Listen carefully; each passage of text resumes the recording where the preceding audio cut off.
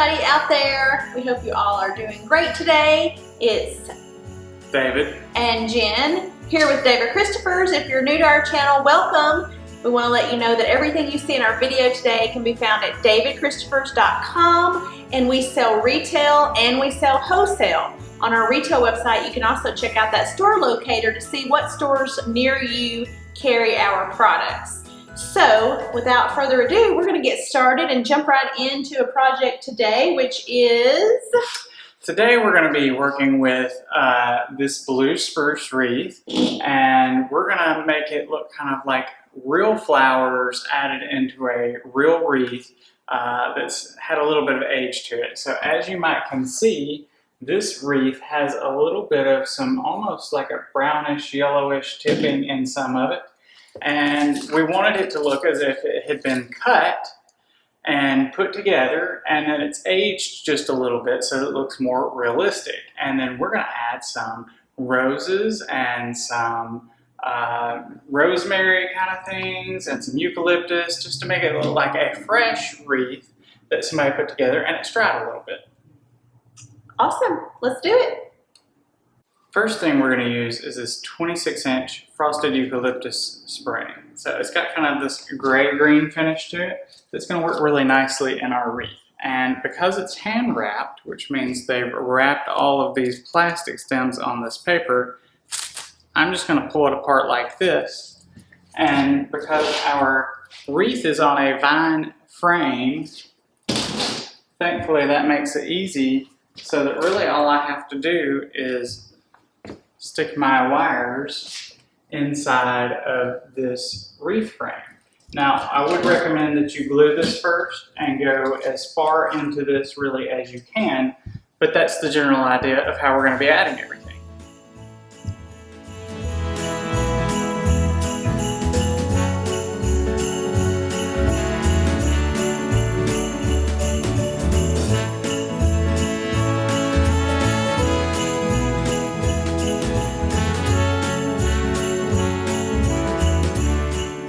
David's adding a few more of these pieces around the side to make this wreath a little bit bigger.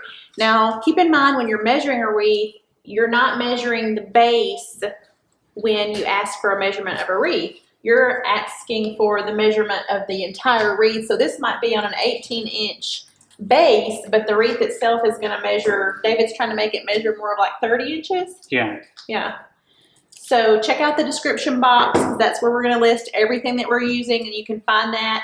And he's used about 3 stems of this eucalyptus by this point. And that's probably all you're going to use. That's all I'm going to use. Okay. But also keep in mind that because I'm making a like 26, 27-inch wreath, 30 inches, I don't really need to go an extra 6 inches on each side. You only have to do, if I want to make it, 30 inches, 32 inches, and it's a 26-inch wreath, I only need 3 inches on each side.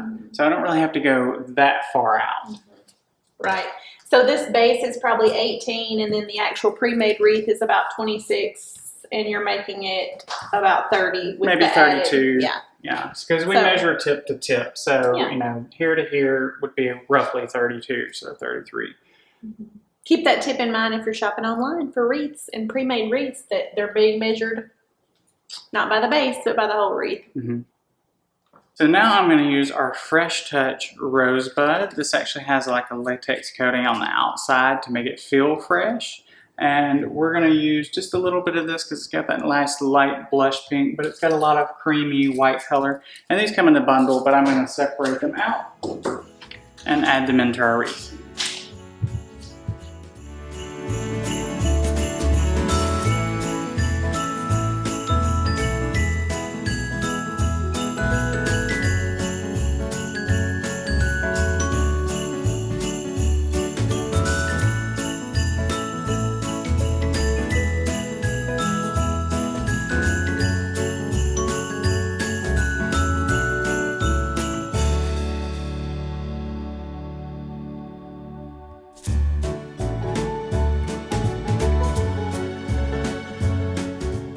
Now I'm going to add our Mother's Love Rose Bush, and this is our light purple. It's kind of like a vintage mauve kind of color. That's got just a little lavender in it. And I'm going to tuck some of these in a little bit deeper, but I'm going to cut, so these come on like a bush frame. I'm going to cut them rather short, and because they're a larger flower head, I can tuck these in just a little bit deeper and they will show up.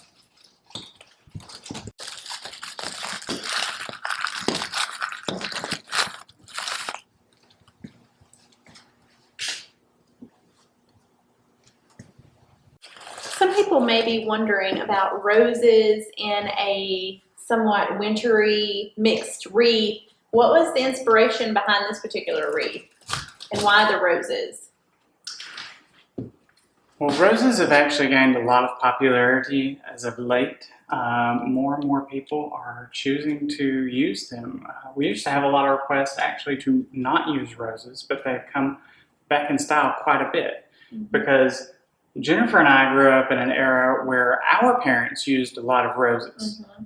So it may not have been Jennifer's thing or my thing, but we have to remember that there's a lot of people that our generation did not use roses and that their kids may really like them because they've never really used a lot of it. And that's kind of what's happening.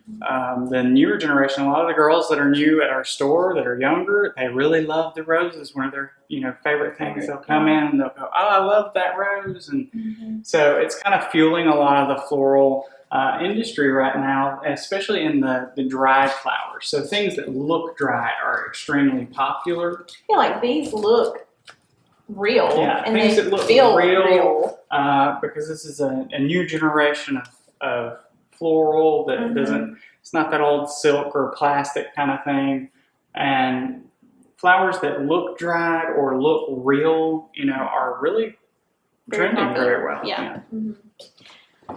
Also, I didn't know if this had anything to do with some of you that have been with us for a while. You know this, and if you haven't seen this yet, go check out our video from last Christmas where David and I were able to decorate some Christmas trees for Cardi B in her home, and she requested lots and lots of flowers in her trees. So take a look at the picture here of her trees and the flowers and the things that were in those particular trees. And I really feel like that's kind of something that's going to trend. And this particular flower, used this particular rose. I think that rose bunch was in her tree. So it's totally different. It's not something that everyone would like, but it is a certain style and a certain preference that some people have.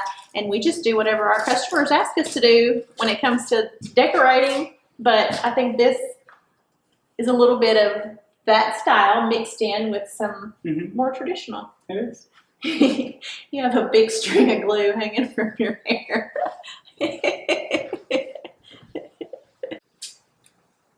This is our, it's like a rosemary kind of plant, but it's kind of in an aged blue color.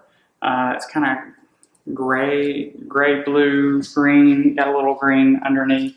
And we're going to use some of that just to reinforce some of this vintage color combination that we're doing on this wreath. It gives it a little bit more depth of color and just adds a little something. So I'm going to cut this and add it in.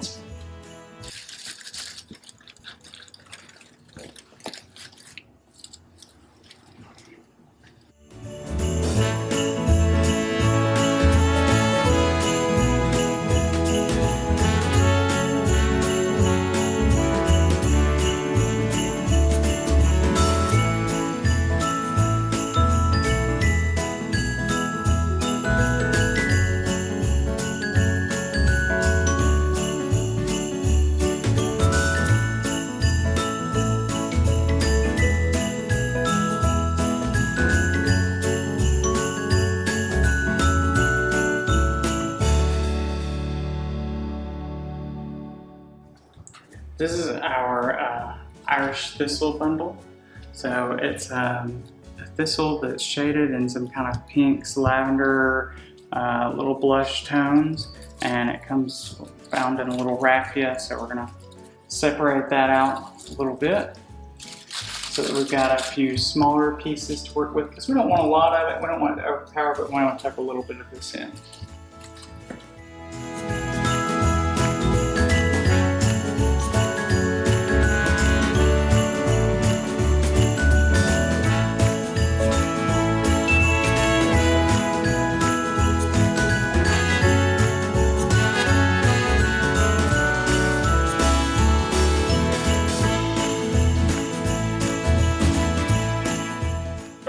doesn't have to be just for a wall or for a door.